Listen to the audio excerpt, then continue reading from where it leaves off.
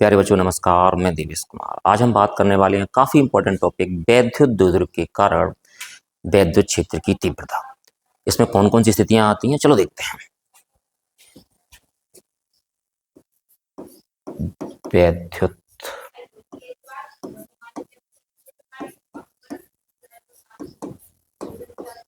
द्विध्रुव के कारण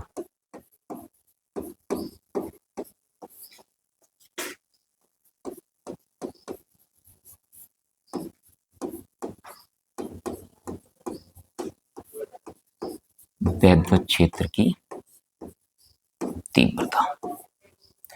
तो इसमें आपको तीन स्थितियां पढ़ने को मिलेंगी। पहली स्थिति आपकी रहेगी अक्षीय स्थिति में। कौन सी रहेगी?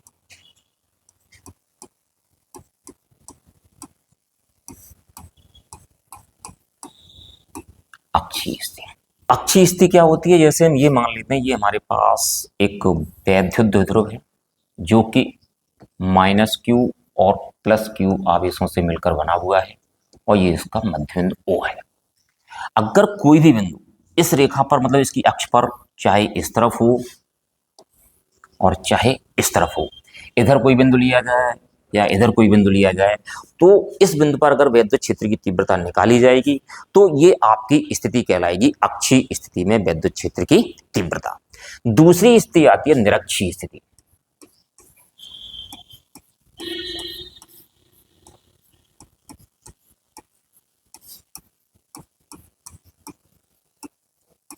निरक्षीय स्थिति में क्या होता है? ये वैद्युत द्विध्रुव है।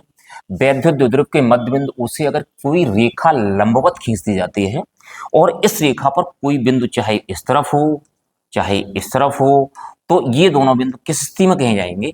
ये दोनों बिंदु आपके कहे जाएंगे निरक्षीय स्थिति में। तो आप अक्षीय स्थिति समझ गए होंगे। अक्षीय स्थिति में पॉइंट कहाँ होता है?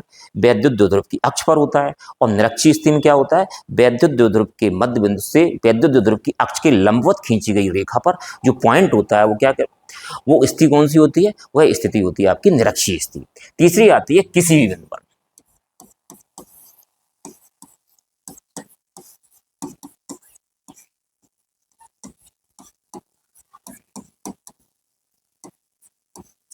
किसी बिंदु पर क्या होता है? ना तो पॉइंट इसकी अक्ष पर होता है, ना इसकी लंबवत रेखा निरक्ष पर होता है।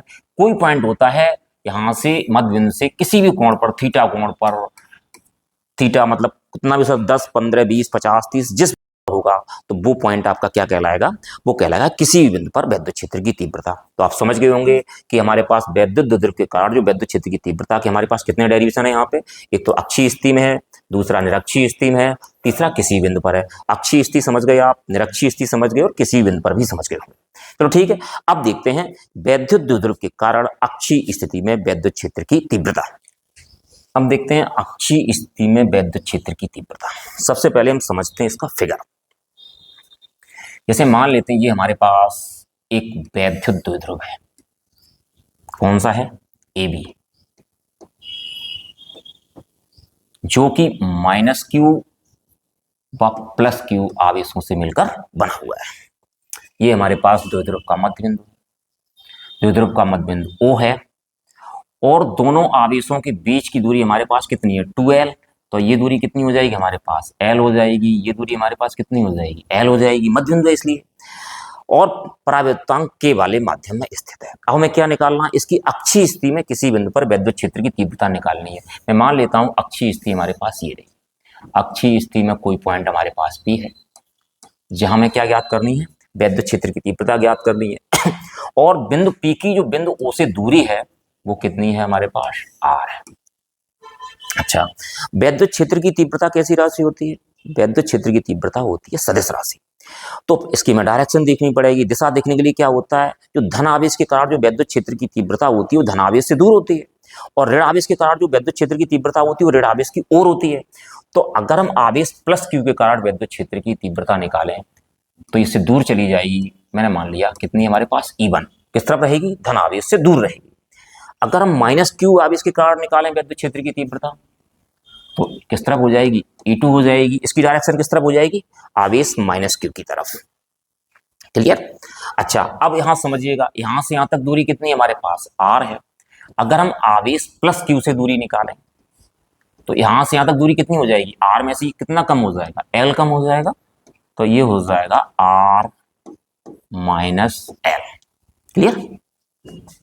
अगर हम आवेश माइनस क्यू से दूरी निकालें, यहां तक कितनी दूरी, आर, इसमें कितना ऐड हो जाएगा, एल ऐड हो जाएगा, ये हमारे पास कितना हो जाएगा, आर प्लस एल ऐड हो जाएगा। तो आप समझ गए इसको हम कैसे लिखेंगे कि माना एक वैद्युत द्विध्रुव AB जो कि माइनस क्यू व प्लस क्यू आवेशों से मिलकर बना हुआ है, दोनों आवेशों के बीच की दूरी कितनी है, 2L है, परावैद्युतांक K वाले माध्यम में स्थित है। द्विध्रुव के मध्य बिंदु O से R दूरी पर कोई बिंदु कौन सा है, P, जहां हमें क्या ज्ञात करनी है, वैद्युत क्षेत्र की तीव्रता ज्ञात करनी है। तो आवेश प्लस क्यू के कारण जो वैद्युत क्षेत्र की तीव्रता कितनी मानी हमने, E1 मान ली है, और आवेश माइनस क्यू के कारण जो वैद्युत क्षेत्र की तीव्रता हमने कितनी मानी है, E2 मानी है। तो ये डिस्टेंस हमारे पास कितनी, यहां से यहां तक कितनी आर है, तो यहां से यहां तक डिस्टेंस कितनी हो जाएगी, दूरी हो जाएगी, इसमें कितना कम हो जाएगा, एल कम हो जाएगा, कितनी होगी, आर माइनस एल हो गई, और आवेश माइनस क्यू से कितना हो जाएगा, आर तो यहां तक है, एल और ऐड हो जाएगा, कितना हो जाएगा, आर प्लस एल। चलो देखते हैं।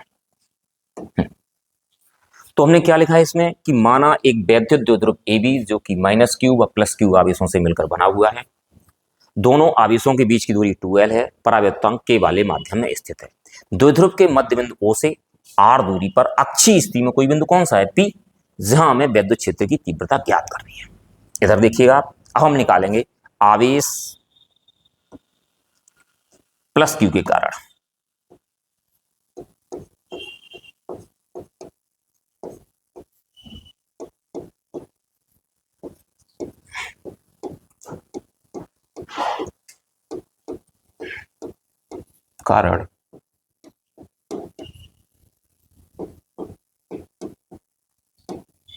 बिंदु P पर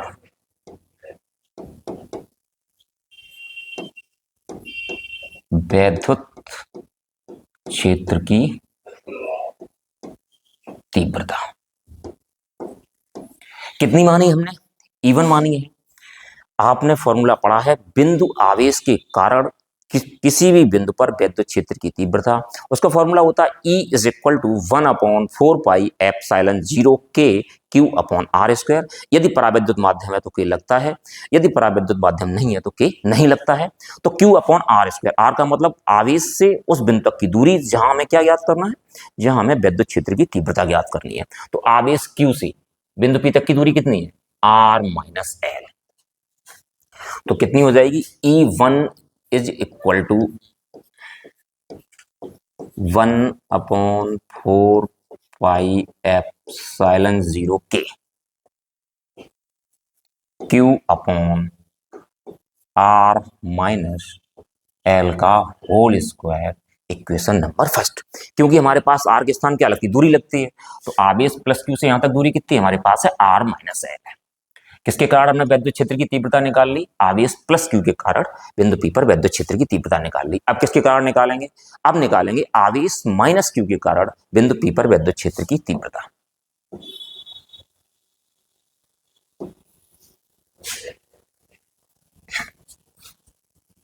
तो यहां लिखेंगे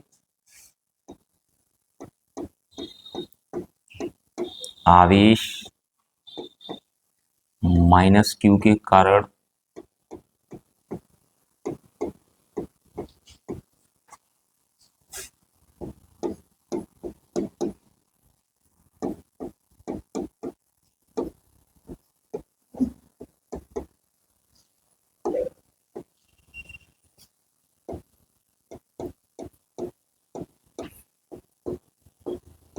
बिंदु P पर वैद्युत क्षेत्र की तीव्रता। इसमें आवेश का मान है ना, वो चिन्ह सहित नहीं आएगा, क्योंकि वैद्युत क्षेत्र की तीव्रता कैसी राशि होती है, सदिश राशि होती है। तो E2 is equal to 1/4 pi epsilon 0 K Q upon, हमने आपको बता दिया है कि आवेश का मान चिन्ह सहित नहीं आएगा। तो आवेश माइनस क्यू से बिंदु P तक की दूरी कितनी हमारे पास है, R प्लस एल है। तो कितना हो जाएगा, R प्लस एल का होल स्क्वायर। अब देखिएगा E1 की डायरेक्शन किधर है, E1 इस तरफ है, आवेश प्लस क्यू से दूर की तरफ है, और E2 किस तरफ है, आवेश माइनस क्यू की ओर है। दोनों की दिशाएं कैसी हैं, विपरीत हैं। यदि हम परिणामी तीव्रता निकालें तो E इज इक्वल टू कितना हो जाएगा, E1 माइनस E2। अब निकालेंगे हम परिणामी तीव्रता। आगे बढ़ते हैं।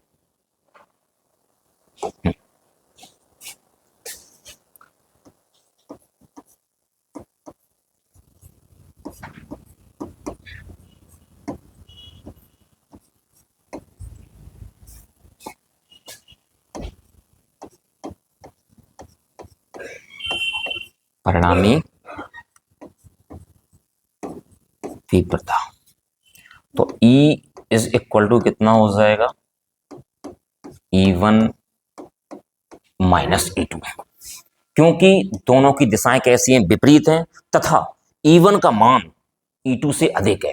क्योंकि जो इसमें Q में भाग लग रहा है, किसका लग रहा है, R माइनस एल के होल स्क्वायर का लग रहा है। इसमें किसका लग रहा है, R प्लस एल के होल स्क्वायर का भाग लग रहा है। किसी भी संख्या में यदि छोटी संख्या का भाग लगता है तो संख्या का जो आंसर आता है वो बड़ी संख्या आती है। अगर बड़ी संख्या का भाग लगता है तो आंसर क्या आता है, छोटी संख्या आती है। अब देखिएगा, जैसे 100 है, 100 में अगर हम 4 का भाग लगाएं तो कितना आएगा, 25 आएगा। अगर हम 100 में 5 का भाग लगाएं तो कितना आएगा, 20 आएगा। तो E1 में किसका भाग लग रहा है, R माइनस एल के होल स्क्वायर का भाग लग रहा है, और इसमें किसका भाग लग रहा है, R प्लस एल के होल स्क्वायर का भाग लग रहा है। तो इससे स्पष्ट है कि E1 की वैल्यू जो है वो E2 की वैल्यू से अधिक है। तो हम इसमें क्या करेंगे, E1 और E2 के मान रख देंगे। E is equal to, E1 की वैल्यू कितनी है बेटा, 1/4 पाई एप्सिलॉन 0 के Q upon R minus L का होल स्क्वायर, और माइनस E2 की वैल्यू कितनी है हमारे पास, 1/4 पाई एप्सिलॉन 0 के Q upon R plus L का होल स्क्वायर। क्या कॉमन है इसमें से, देखिएगा, E is equal to Q upon 4 pi epsilon 0 की कॉमन है। क्या बचा यहां पे, 1 अपॉन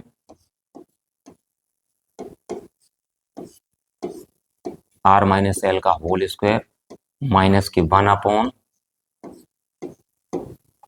R प्लस एल का होल स्क्वायर। तो E is equal to Q upon 4 pi epsilon 0 के, इसका एलसीएम कितना हो जाएगा, एलसीएम हो जाएगा R माइनस एल का होल स्क्वायर और R प्लस एल का होल स्क्वायर।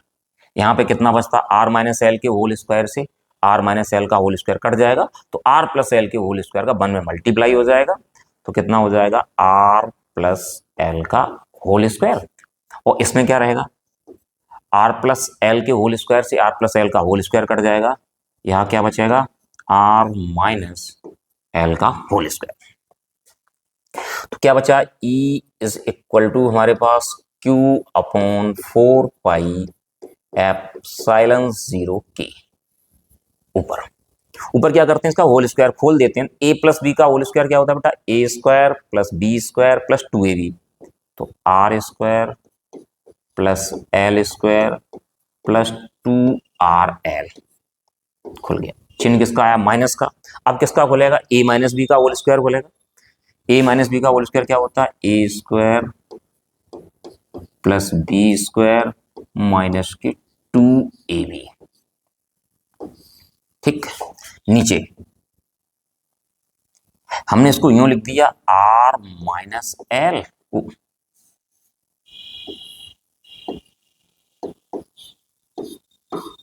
और R प्लस एल और पूरे का होल स्क्वायर। अब आप देखिएगा, E is equal to Q upon 4 pi epsilon 0 के। इधर हम क्या करेंगे, इसको हम लिखते हैं यूं, R square plus L square 2RL minus R square minus L square plus 2RL, minus चिन्ह अंदर चला गया, जो प्लस का था वो माइनस का हो गया, जो माइनस का था वो किसका हो गया, प्लस का हो गया। और हमारे पास यहां बचा a minus B into A plus B. क्या होता है a minus B into A plus B? क्या होता है A square minus B square. तो r माइनस एल और r प्लस एल क्या हो जाएगा, R square minus L square का होल स्क्वायर। यहां से देखिए आप आर स्क्वायर से आर स्क्वायर चला जाएगा, एल स्क्वायर से एल स्क्वायर चला जाएगा। हमारे पास क्या बचता है, E is equal to Q upon 4 pi epsilon 0 के। 2RL और 2RL कितना हो जाएगा, 4RL upon R square minus L square का होल स्क्वायर। क्यू को हम अंदर भेज देते हैं तो E इज इक्वल टू हमारे पास हो जाएगा 1/4 पाई एप्सिलॉन 0 के 4QRL upon R square minus L square का होल स्क्वायर। तो E is equal to 1/4 pi epsilon 0 के, इसको हमने लिख दिया 2 इंटू 2QL, 2 दूनी 4, 4QL हो गया। और इधर हमारे पास क्या बचा, R बचा, और यहाँ कितना हो गया, R square minus L square का होल स्क्वायर। आप पीछे पढ़ के आए हैं वैद्युत द्विध्रुव आघूर्ण P इज इक्वल टू कितना होता है, 2QL होता है। तो 2QL के स्थान कितना रख दिया जाएगा, P रख दिया जाएगा। तो हम यहाँ लिखते हैं बट 2QL बराबर कितना रहा हमारे पास P। तो 2QL के स्थान कितना आ जाएगा, P आ जाएगा। तो हम लिखते हैं आगे E is equal to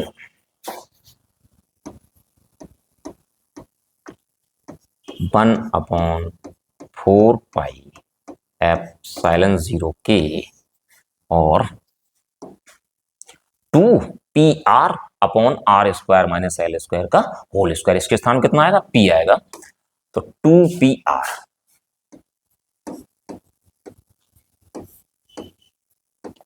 are square minus L square का होल स्क्वायर। लेकिन आपको बताया गया था कि वैद्युत द्विध्रुव क्या होता है, एक ऐसा निकाय है जिसमें दो बराबर परंतु विपरीत आवेश एक दूसरे से अल्प दूरी पर स्थित होते हैं। दूरी बहुत कम होती है, इससे स्पष्ट हो जाता है जो एल का मान है वो आर की तुलना में बहुत कम है। तो हम लिखते हैं यदि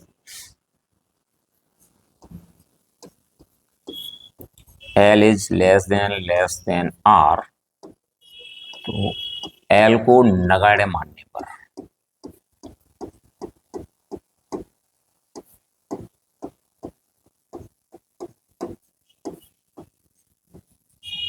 एल को नगण्य मानेंगे तो एल के स्थान पर कितना रख दिया जाएगा, 0 रख दिया जाएगा। तो E is equal to 1/4 pi epsilon 0 के 2PR upon R square, L के स्थान पर कितना हो गया 0 का क्या रहा, होल स्क्वायर रहा। E इज इक्वल टू हमारे पास क्या रहा, 1/4 पाई एप्सिलॉन 0 के 2PR अपॉन आर स्क्वायर का स्क्वायर।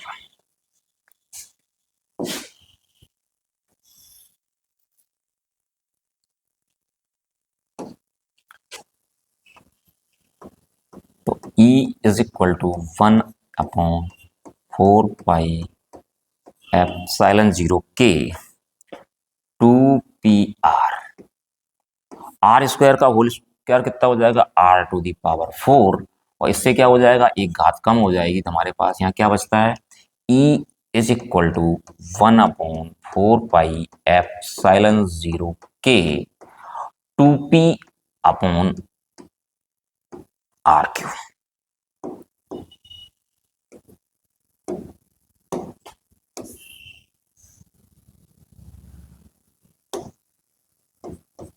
ये रहा अक्षीय स्थिति में वैद्युत क्षेत्र की तीव्रता का व्यंजक। लेकिन वायु या निर्वात के लिए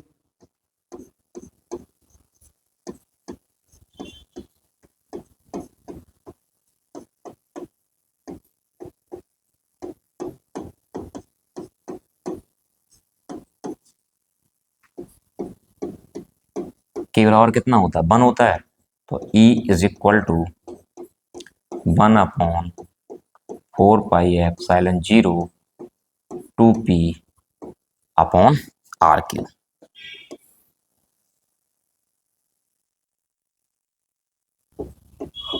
तो ये रहा आपका व्यंजक अक्षीय स्थिति में विद्युत क्षेत्र की तीव्रता के लिए E is equal to 1/4πε0 2p upon R Q, जहाँ P क्या है, P है विद्युत द्विध्रुव का विद्युत द्विध्रुव आघूर्ण, और तथा R हमारे पास क्या है, द्विध्रुव के मध्य बिंदु से उस बिंदु की दूरी जहां हमें विद्युत क्षेत्र की तीव्रता ज्ञात करनी है। आज के वीडियो में इतना ही, फिर आपको मिलते हैं नए वीडियो में एक नए टॉपिक के साथ। उम्मीद है कि आप लोगों को ये टॉपिक समझ में आ गया होगा। यदि ये टॉपिक आपकी समझ में आ गया हो तो आप चैनल को सब्सक्राइब कर दें, वीडियो को लाइक कर दें, साथियों के साथ शेयर कर दें। धन्यवाद।